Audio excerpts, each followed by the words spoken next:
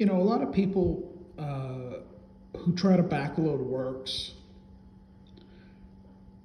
to try to be a little sneakier, they'll try to claim that um, the ceremonial laws were abolished, but that we have to still keep the moral law, and they'll try to put that pressure on you.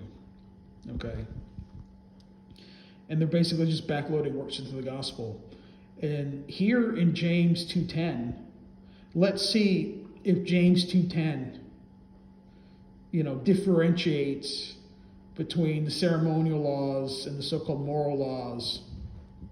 It says, "For whosoever shall keep the whole law and yet offend in one point, he is guilty of all." Okay. So look, if you're trying to be justified by keeping the law, okay,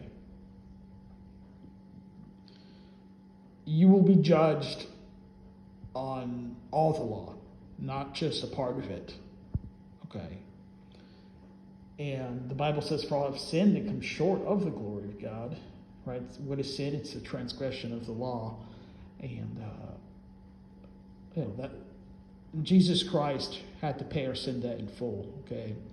So that's why we trust Christ and not in ourselves. We cannot be justified by the law because we are lawbreakers. It doesn't make any sense. Just like, if you got arrested for speeding, for reckless driving, right? Like going really, really fast. And then you're in front of a judge.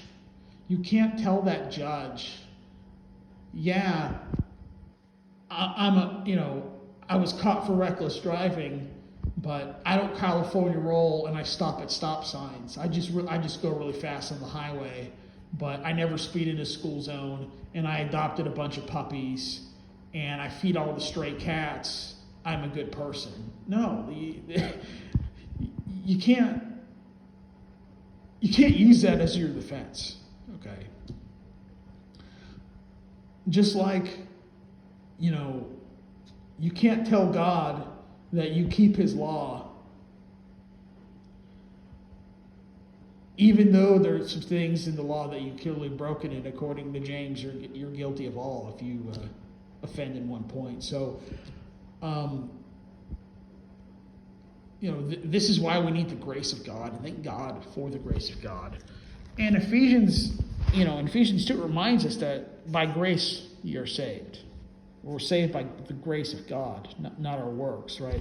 By grace are you saved through faith, and that not of yourselves, it is the gift of God, not of works, lest any man should boast.